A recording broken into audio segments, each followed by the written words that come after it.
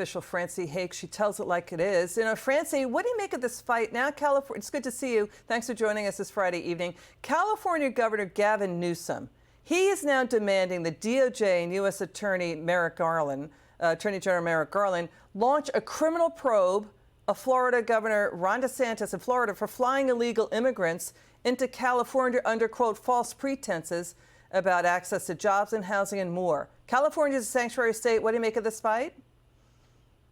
Well, you know, Liz, it's interesting. Unfortunately, DOJ has become a bit of a lapdog to the left. And so it won't shock me if DOJ does open some sort of investigation, but I can't quite figure out what crime has been committed, because while it is illegal to traffic illegal immigrants across the country against their will, as in human trafficking, sex trafficking, or forced labor, it is not illegal to put them on a plane if it is voluntary, which, by the way, the mayor of New York is putting immigrants on planes and flying them all around New York. And I don't hear Newsom calling for him to be investigated. So I'm not sure what the crime is. I think this is just politics. Yeah, he's saying so it's like state, I said, it won't shock me if they do it. He's calling it, Newsom is calling it, quote, state-sanctioned kidnapping.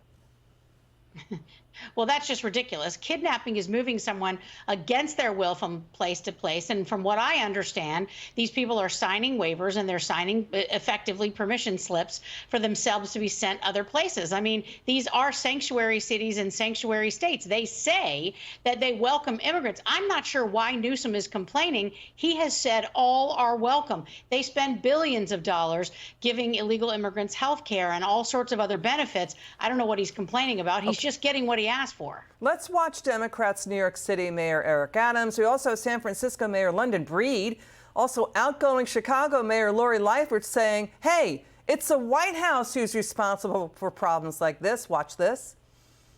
They watch me navigate 52,000 people coming into our city without one penny from the federal government. Is he partly to blame here then?